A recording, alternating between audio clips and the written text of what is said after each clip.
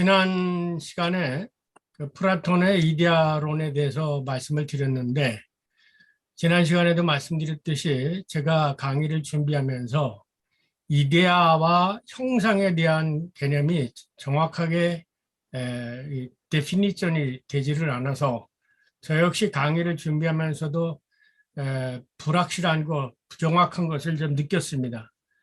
그래서 그 이후 황병일 박사님께서 그 형상과 진료라는 얘기 또한 해주시고, 그래서 그것을 다시 연구를 해보니까 이렇게 정리가 되길래 이거를 그냥 지나치서는 안 되겠다. 왜냐면 정확하게 그 이데아론을 알아야 이후에 그 자유주의 신학자들이 소위 헤겔, 토마스 아퀴나스, 혹은 안셈 비롯해서 서구 철학의 모든 것이 이 소크라테스와 플라톤, 거기에 반론을 제기하는 아리스토텔레스, 여기에서 그 뿌리가 있는데, 이거를 정확하게 이해하면 그 이후의 모든 철학을 쉽게 이해할 수 있겠다라고 생각해서 부득불 지난번 쓴 원고를 다시 내던지고 다시 연구를 했습니다.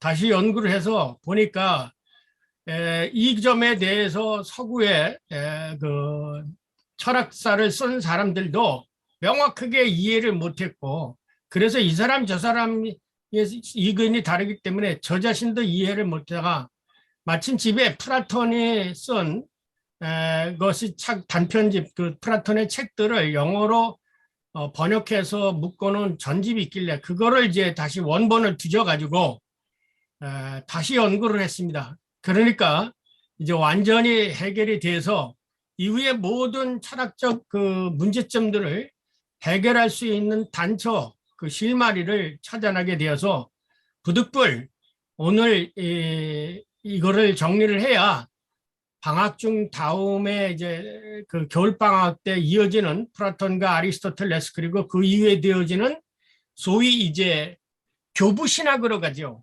소위 오리겐이라든지 터툴리안이라든지 그 오리겐의 그 헬라 철학의 영향을 받았던 교부들이 왜 기독교를 잘못 이해했는가라는 것들도 발견할 수가 있고, 또 그들이 해석한 것이 철저하게 이 플라톤 철학이라든가 너무나 더 잘 알고 계시는 그 어거스틴의 철학, 그 신학도 결국은 네오플라토니즘의 영향을, 소위 이데아의 이데아, 선 이데아라고 하는 그 이데아의 이데아라는 개념을 가지고 일자 유출소를 해서 소위 그 로마 교회를 형성시켰던 것들을 이제 발견하게 되어집니다. 그래서 오늘 이 강의가 자유주의 신학을 이해하는데, 철학적 신학 혹은 신학적 철학을 이해하는데 가장 핵심적인 것이기 때문에 바쁘시지만 꼭 한번 들으시기를 원했고, 오늘 그 강의를 하게 되어졌습니다. 그러면 우선 먼저 그림을 먼저 보시면서 이제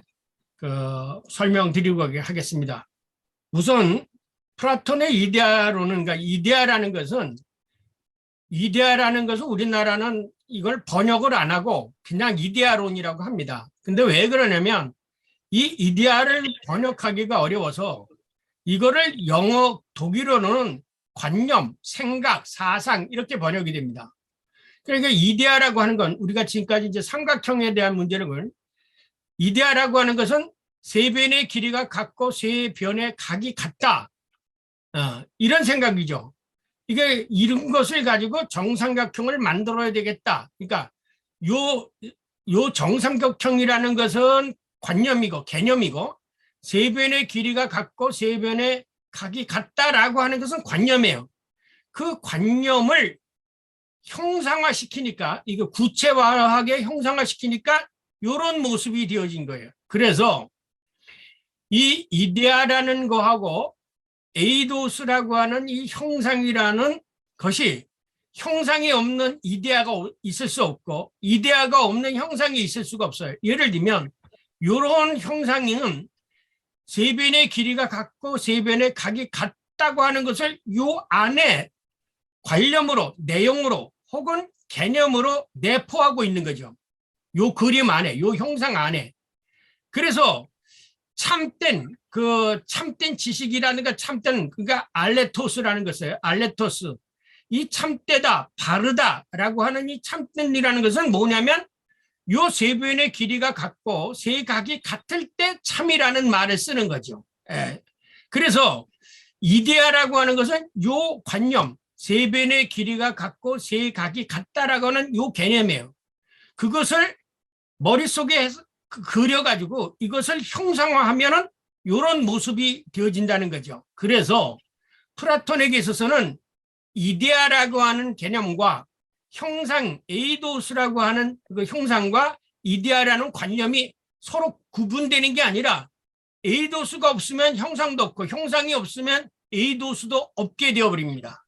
예를 들면 이 이데아, 세 변의 길이가 같고 세 각이 같다라는 것을 만들어 보자면 이런 형상이 생기고 이런 형상 속에는 뭐야? 세 변의 길이와 같고 세 변의 각이 같은 것이 요 안에 내용으로, 성의로, 개념으로 여기에 포함되어 있다 이게 여기에 담고 있다 이게. 만약에 요거를 요 형상의 겉으로 나타나는 요 정삼각형이라고 하는 형상에 내포되어져 있는 내용은 뭐냐?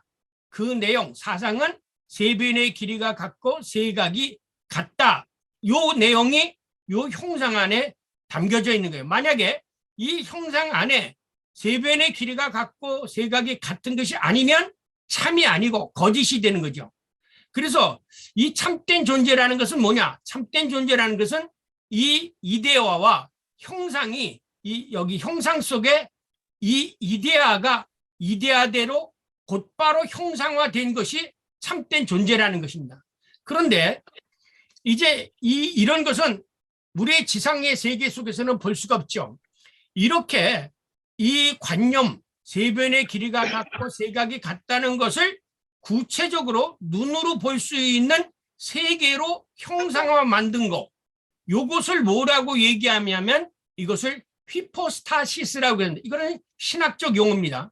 휘포스타시스라는 것은 뭐냐면 옛날에는 프로소폰이라고 했죠. 하나님의 형상이라고 해가지고 가면이라고 해서 프로소폰이라는 걸 썼는데 헬라처나 그리스도 것을 받아들인 게면은 휘포스타시스라 합니다. 휘포스타시스라는 개념이 뭐냐면 사상을 구체화, 물화 혹은 실체화되는 것, 구체적으로 실현되어진 것이 바로 휘포스타시스라고. 그래서 로고스라고 하는 하나의 개념이 구체적인 하나의 물질, 사람을 입게 되어졌다. 예수 그리스도를 통해서 사람을 입게 되어졌다라고 했을 때 그것을 휘포스타시스라고 말합니다. 그러니까 보이지 않는 세계의 형상, 그 형상에 담겨져 있는 관념, 이데아가 구체적으로 눈에 보일 수 있는 것으로 나타나는 것. 그래서 요거를 가지고 휘포스타시스라고 이렇게 되는 현상, 실체화되고 구체화되는 현상을 휘포스타시스라고 그래요. 그래서 고대에서는 삼일초론을 얘기할 때 뭐냐면 드라이 휘포스타시스라는 말을 씁니다. 3번 보이지 않는 하나님의 이념이 구체화되어졌다. 성부와 성자와 성령으로 구체화되어졌다. 그래서 그 동방교회에서는 뭐냐면 드라이 휘포스타시스라고 말합니다. 3번 보이지 않는 하나님의 형상, 하나님의 관념이 구체적으로 보이는 물질을 있게 되었다. 그래서 이것을 계시라고도 번역을 했죠. 그 계시로. 그래서 오펜바롱. 그래서 이 헬라에서는 그리스천에게서는 이거를 휘포스타시스라고 번역을 했습니다. 그러면 요 관념과 그러니까 세 변의 길이가 같고 세 각이 같다는 것이 요 우리들이 볼 수 있는 그 실제적으로 눈으로 볼 수 있는 이 보이는 세 개의 삼각형과는 어떤 관계를 가느냐? 요 보이지 않는 형상과 보이는 형상과는 어떤 관계를 가지고 있느냐면 이 보이지 않는 형상이 보이는 형상 속에 관여한다, 참여한다. 어떻게 참여하느냐? 트랜센덴탈, 초월적으로 여세계에 관여한다고 그랬어요. 그래서 나중에 이제 아리스토텔레스에서는 요거를 보면은 요거를 알 수 있다. 이렇게 생각한 거죠. 쉽게 얘기하면 너희들이 나를 본 자는 곧 아버지를 봤다 이렇게 하는 거하고 아날로기시하게는 똑같은 거죠. 그런데 여기에서는 여기 속에는 뭐냐면 이 존재자라는 것이에요. 우리들이 실질적으로 눈에 보이고 현상 속에 있는 것에는 뭐가 있냐는 우시아라는 것이 있습니다. 이게 본질 실체라고 번역을 했는데 본질이라고 하고도 실체라고 보는. 그러면 이 세 변의 길이가 같고 세 각이 같다라는 것은 요 보이는 삼각형 안에 본질을 구성하고 있다는 거죠. 그것을 substance예요. sub은 아래라는 뜻이요. 지하라는 뜻이죠. 그 아래 이 보이는 정삼각형 안에 그 아래 담겨진 내용이 뭐냐? 바로 세 변의 길이가 같고 세 각이 같은 것이 이 삼각형의 본질이다, 실체다 얘기예요. 그래서 여기 보이지 않는 세계에 있었던 이데아의 세계, 소위 보이지 않는 세계에 있었던 이 형상과 보이는 세계에 있는 이 형상 사이에는 뭐냐면 원형과 모형의 관계를 가지고 있다. 이것을 유형론이죠. 근데 히포테시스라는 말은 시간적으로 따지면 뭐냐면 전제라는 뜻입니다. 가설이라는 뜻이죠. 이런 것이 전제되어져 있기 때문에 보이는 눈에 보이는 정삼각형이 생겼다. 이것이 이데아의 세계와 우리들이 보이는 현상의 세계의 관계예요. 그래서 여기서 정확하게 알아야 할 개념이 뭐냐? 이데아라는 개념은 관념으로 있는 거고 그 관념이 형상화되어진 것이 에이도스예요.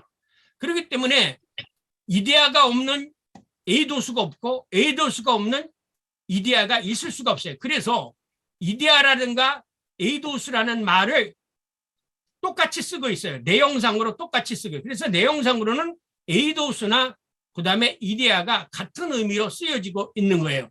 그러나 여기 와서는 우리들이 보이는 세계 안에서는 이 존재자, 세상에 있는 모든 물질 속에는 이 보이지 않는 이데아의 세계에 있는 이 관념, 세 변의 길이가 같고 세 각이 같다라는 것이 현실 세계에 있는 삼각형의 밑바닥에 숨겨져 있다. 본, 질, 실체로 이것을 형성했다. 그러니까 세 변의 길이가 같고 세 각이 같다는 개념이 없으면 이런 삼각형이라는 게 형성될 수가 없다라는 거예요. 그래서 우리들이 보이지 않는 세계에 있는 형상과 요거는 무슨 관계를 갖냐? 원형과 모형의 유형론을 가지게 된다. 나중에 여러분이 우리 아까 읽은 부분이요.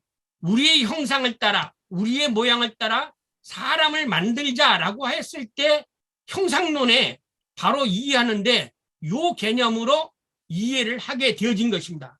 그러니까 요 플라톤의 이데아를 정확하게 이해하면 하나님의 형상론을 이해할 수가 있고 하나님의 형상론이 바로 예수님이 내가 여기 이제 지상에 오신 예수님이죠. 이 지상에 오신 예수님은 보이지 않는 세계의 관념으로 있던 분이 실질적으로 물질을 입은 실체화되고 구체화되신 분이다. 그래서 예수님, 성령, 하나님을 드라이 휘포스타시스, 구체화 하나님이 보이는 계시된 아포칼립스, 보이는 것으로 구체화되어졌다라고 해서 초대교회 삼위일체론 논정에서는 이것을 드라이 휘포스타시스 세 가지 실체화, 구체화다. 이렇게 삼위일체를 설명한 거고요. 그 다음에 이 형상론에서 하나님의 형상론에서 하나님의 보이지 않는 형상이 구체적으로 보이는 인간의 형상을 가졌다. 그래서 이것을 로고스 인카네이션 혹은 이 관념이 보이는 구체적인 그래서 만진바되고 본바되고 그랬다라고 하는 요 히포스타시스라는 신학적으로 이것을 수용한 겁니다. 교리사적으로 신학에서. 그래서 원형과 우리의 모양을 따서 사람을 만들자. 그래서 이것을 원형과 모형. 그래서 논리적으로 따지면은 전제와 결과, 이거 히포테시스, 전제 혹은 가설과 결과라고 되어지는 거죠. 그런데 어떻게 모형 속에 원형이 이 모형 속에 어떻게 원형이 있느냐? 원형이 여기 속에 속해 있는 게 아니라 원형이 트란젠델탈하게 초월적으로 이것이 나중에 칸트에서는 이 초월적이란 트랜스젠덴탈이라는 개념을 선언적으로 번역도 하고 혹은 선천적으로 이렇게도 번역을 했습니다. 그러니까 이 번역을 신학자들과 철학자에 대해서 다르지만 어쨌든 이 개념 속에 나타나는 것은 이 원형이 가지고 있는 본질이 모형 속에 어떻게 선천적으로 혹은 선험적으로 관여되어져 있기 때문에 요 안에서 세 변의 길이가 같고 세각이 같다는 것을 발견할 수 있다. 그래서 보편이 여기에 있느냐 여기에 있느냐 요 논쟁이 나중에는 보편 논쟁으로 바뀌게 되어진 것입니다. 그러면 자 요거를 더 보세요. 이 집이라는 개념이 뭐냐? 집이라는 관념은 사람이 거주하기 위해서 비와 눈과 바람을 가리는 거예요. 이것이 관념인데 이게 이제 사람이 내가 살 집을 짓겠다라고 생각해. 이게 머릿속에 한 거예요. 사람이 살면 어떻게 하냐? 비와 눈과 바람을 가리고 밥도 먹고 잠잘 수도 있는 거라고 이런 세계. 그렇게 되면 그런 생각을 가지고 이런 집을 지었잖아요. 이게 형상화된 거예요. 구체적으로. 내가 살 수 있는 집을 형상화시키려면 이런 집도 있고 이런 집도 있고 이런 집도 있어요. 이게 다 집이에요. 그러나 이제 이 집은 진료에 따라 지난번에 황병일 박사님이 말씀한 걸 진료에 따라서는 여기 초가집이고 여기 기와집이고 여기 아파트죠. 그러나 이거는 다 집이에요. 무슨 집이냐? 사람이 거주하기 위해서 만든 곳, 이게 집이에요. 그런데 이 한문은 뭐냐면 거꾸로죠. 산을 이렇게 보고 산이 이렇게 되어진 것을 보고 이러한 산자라고 하는 말을 만들었어요. 요거는 그래서 한자를 뭐라고 그럽니까? 상형문자라고 얘기하죠. 상형문자. 이런 것을 그대로 부어가지고 만든 게 문자예요. 근데 만약에 요거를 거꾸로 생각해 보세요. 산이라고 하는 그 개념이 있다. 산이라는 개념이 뭐냐? 흙이나 바위로 구성된 우뚝 속은 흙덩이다 라고 생각했을 때 그게 실제화된 것이 이런 모습이라는 거죠. 그러면 이런 모습과 산이라는 개념과는 구별되지 않고 이런 개념이 구체화되어진 것이 형상화되어진 것이 그림과 같이 이렇게 됐다 이거죠. 자, 사람이라는 건 뭐냐? 눈, 코, 입, 키가 귀가 있어 두 손과 두 발을 가고 걸어가는 생명체다. 이렇게 생각했을 때 이거를 이런 모습으로 그릴 수가 있다라는 거죠. 그래서 요거는 개념으로서의 사람이고요. 요거는 형상으로서의 사람입니다.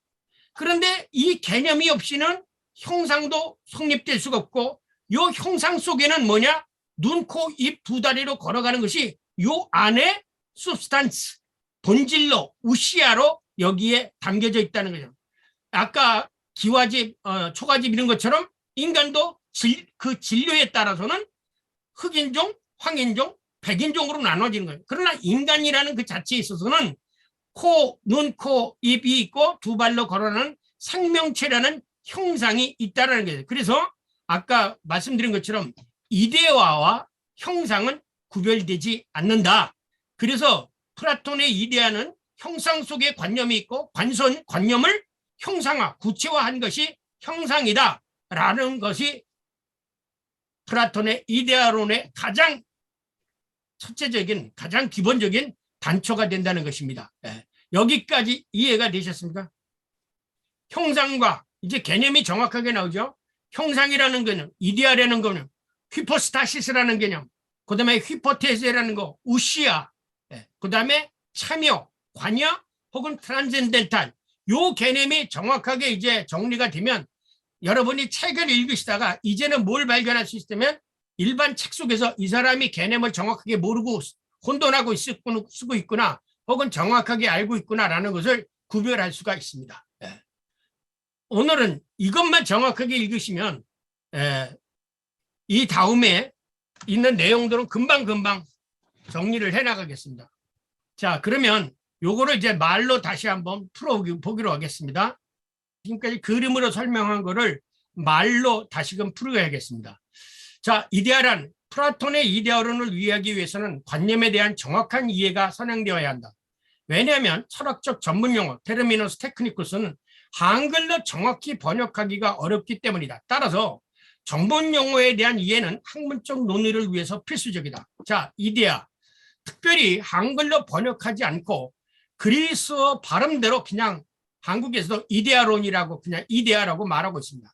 그러나 이데아란 그 어떤 것에 관한 구상, 생각, 집이라는 것에 대한 구상 혹은 집이라는 것에 대한 생각 혹은 자동차라는 것, 내가 자동차를 내가 이제 불편한데 뭐 타고 다닐 거 없을까? 자동차를 한번 만들어 볼까? 그러면 자동차라는 것에 대해서 생각하는 사람들이 생각하고 구상을 하잖아요.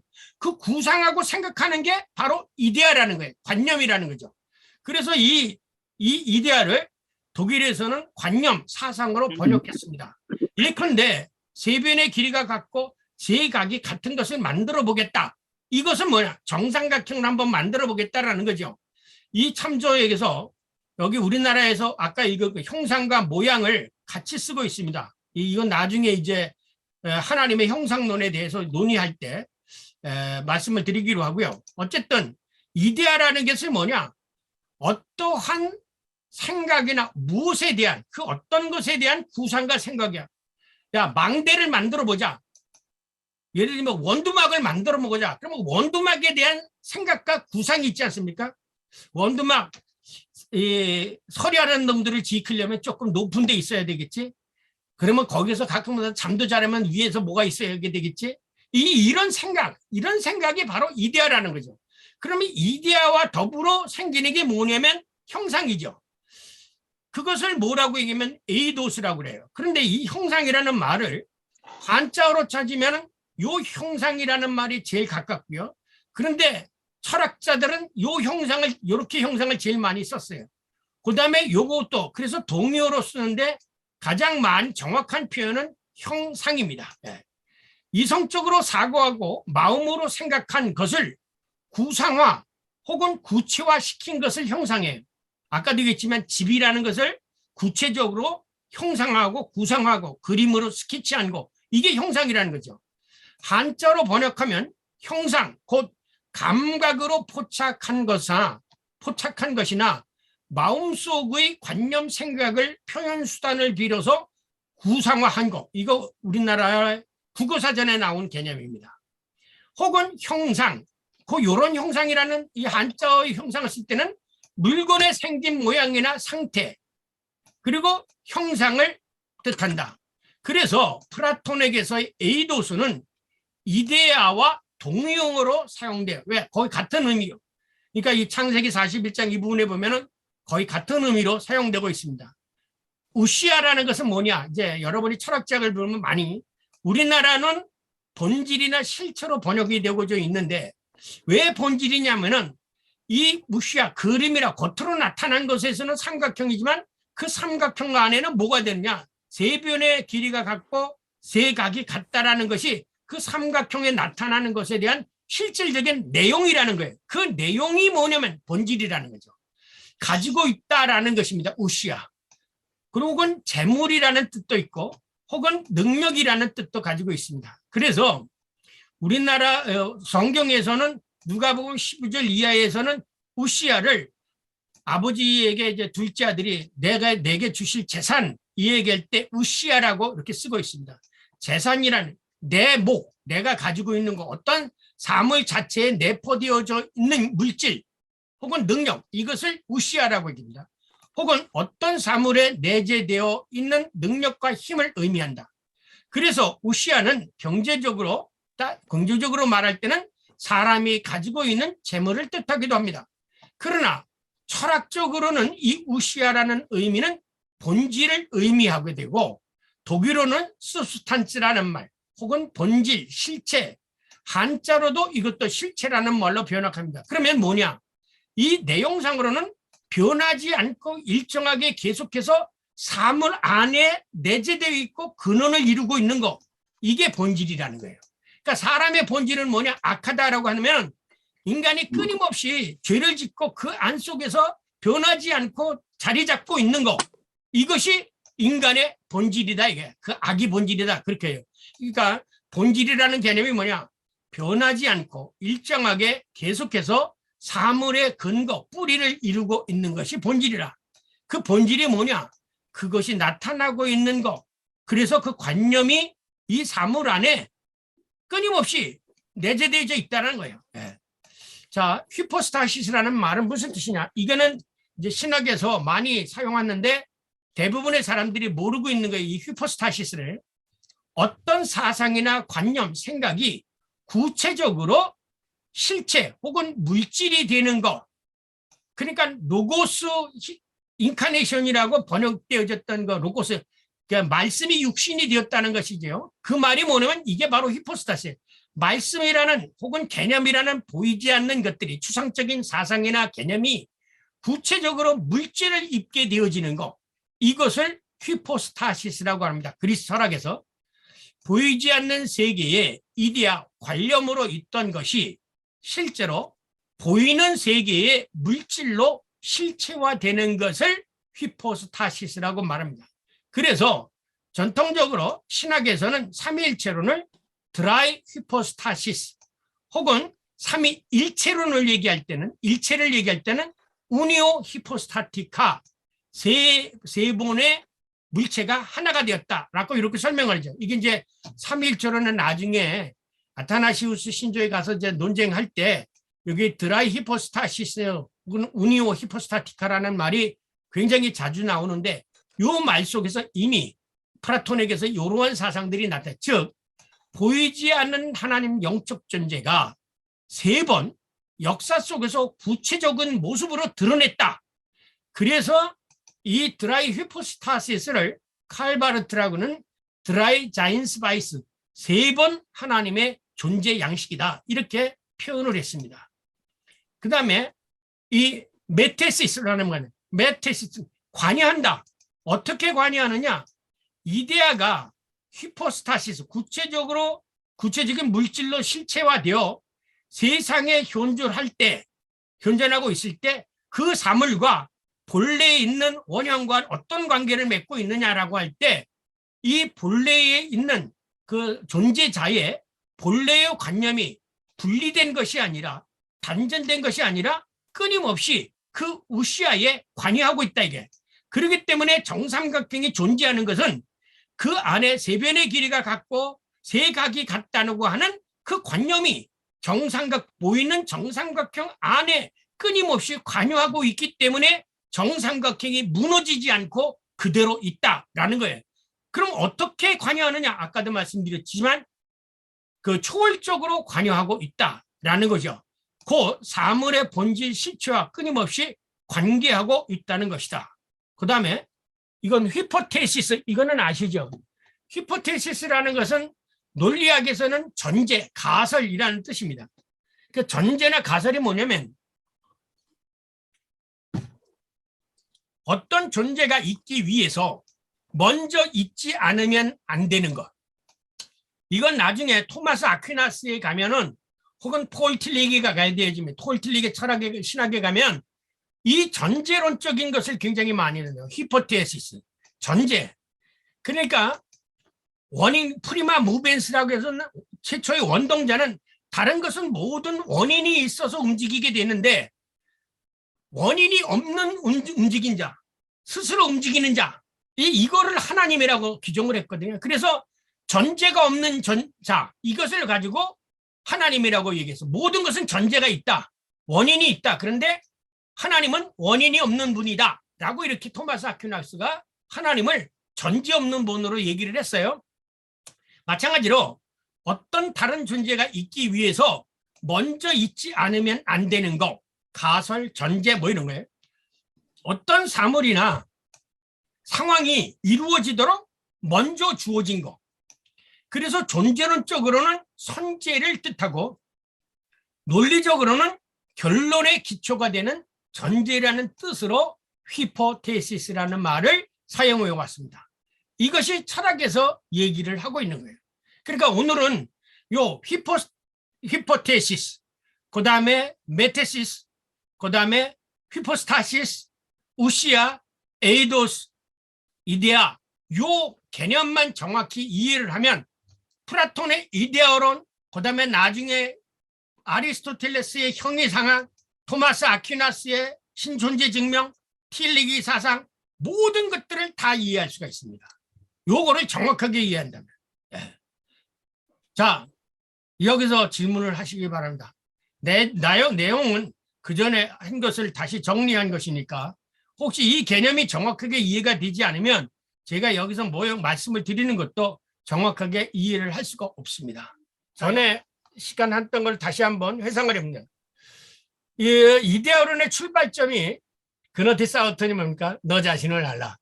이제 소피스트들이 지가 하는 것을 알지 못하고 떠들으니까 참된 지식이 뭐냐라는 것을 얘기하기 위해서 이제 아까 전제라는 그 근거가 없이 얘기를 하니까 그 전제와 근거를 밝히기 위해서 사실은 플라톤이 이 이데아론을 얘기하게 되어진 것입니다.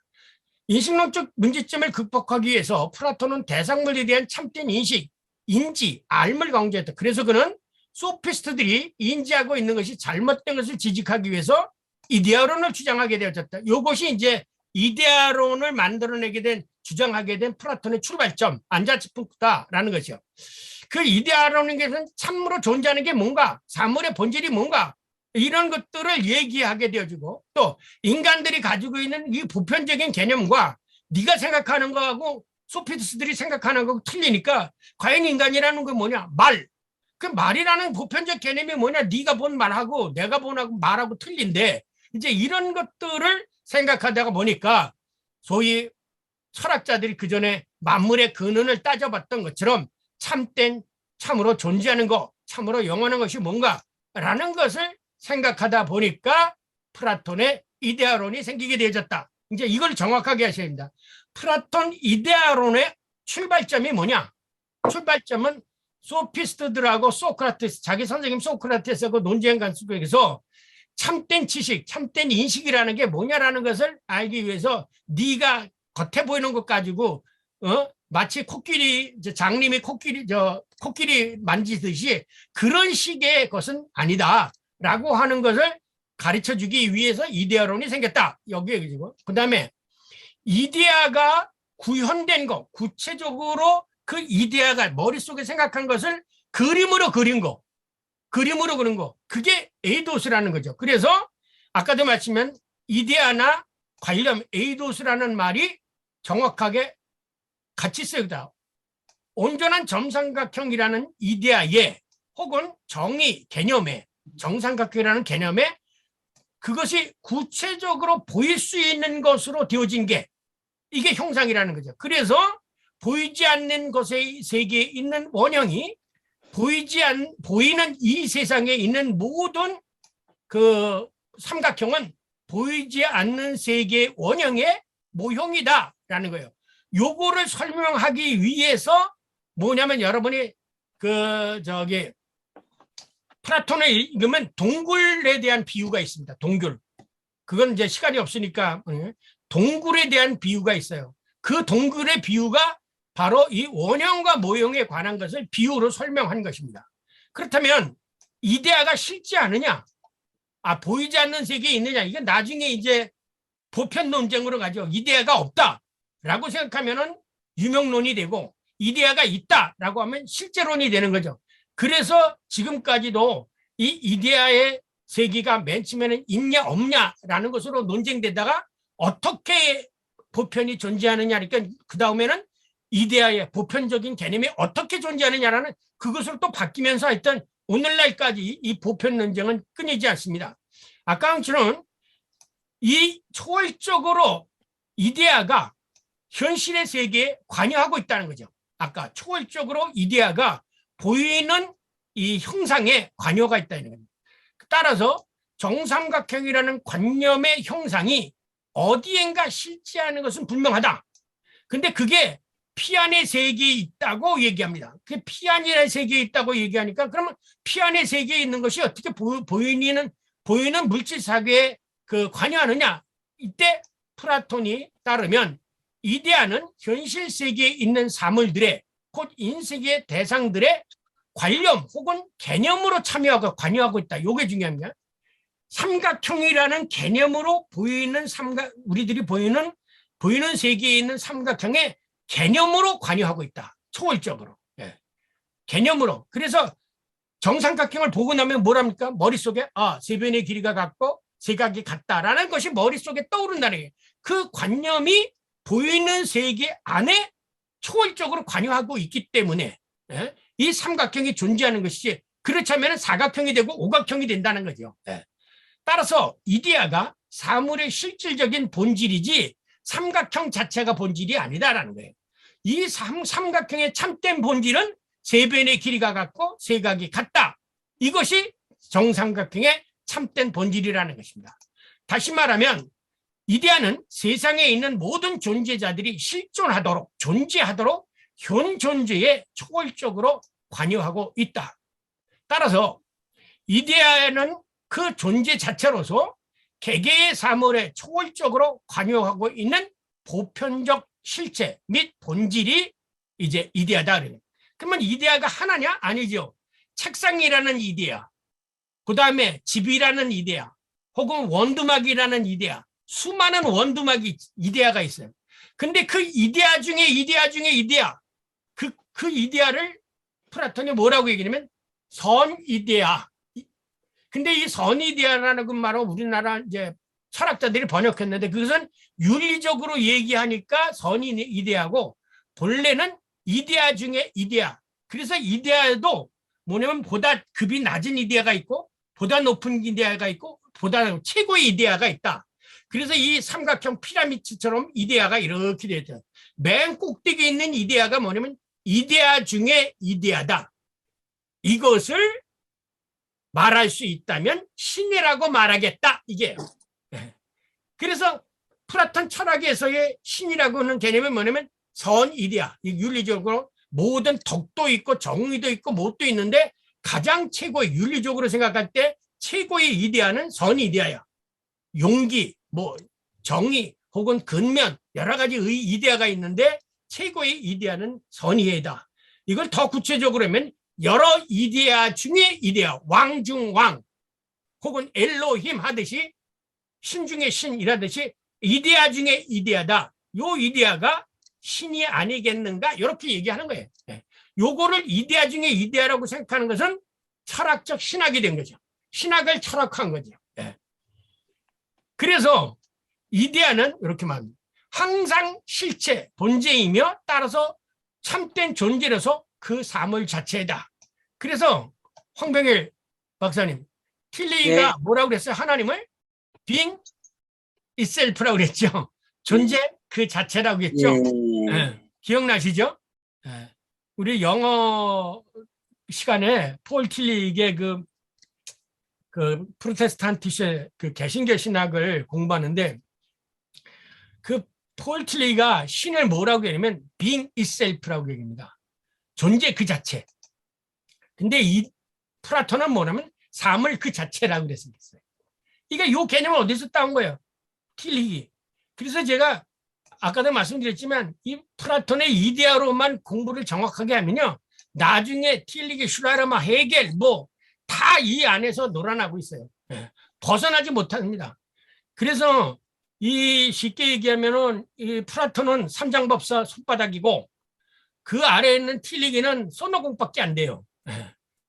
무슨 말씀이에요? 손오공이 막 날아가가지고 기둥 5개 있다가 그 가운데 오줌을 넣고 왔다고 삼장법사한테 얘기하니까 삼장법사가 손가락 가운데를 냄새 맡게 해주지 않았습니까? 이거 네 오줌 냄새지. 그런 식으로 이 플라톤의 이데아론에 모든 서양의 철학자들이 있어요. 그런데 이 플라톤을 넘어가는 게 있습니다. 이게 뭐냐면 히브리적 성경이에요. 플라톤을 넘어가는 게 히브리적 사상입니다. 결과적으로 현재 세계에 존재하는 모든 사물의 본질 실체인 이데아는 이 세상에 있는 것이 아니라 이 세상을 초월한 피아의 세계에 있음을 플라톤은 강조합니다. 그래서 그거를 원형이라고 얘기를 합니다. 이 세상에 있는 것은 뭐다. 그래서 요거를 보면 이를 설명하기 위해서 플라톤의 동굴의 그림자를 읽으시면 이 세상에 있는 것은 다 그림자요. 원형 그 이데아의 세계에 있는 것은 실체요. 이렇게 말합니다. 그것이 발전이 되어서 유형론으로 변합니다. 원형과 모형의 유형론으로 변화가 되어집니다. 그러면 참으로 실제하는 영원한 이데아의 세계가 있는가? 있는가? 이때 이제 요게 이제 우리가 주목할 게 아까 있는 알레토스. 이 알레토스라는 개념이 뭐냐? 알레토스가 있는. 전에도 얘기했지만 알레토스라는 개념이 뭐냐면 쉽게 얘기하면 제가 참기름이냐 가짜 기름이냐.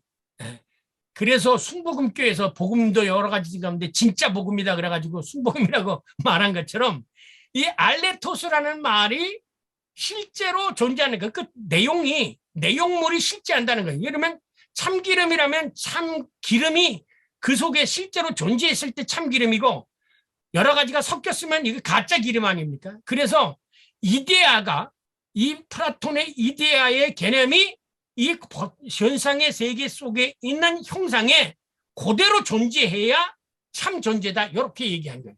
그래서 나중에 이제 이거 신학화하면은 예수님을 베레데우스, 베레라는 말을 씁니다. 베레, 참 인간, 참 하나님. 이 베레라고 하는 개념의 의미가 바로 알레토스라는 거예요. 알레토스라는 것은 뭐냐면은 그 안에 다른 게 섞이지 않고 순수하게 신적인 것들이 존재해 있다.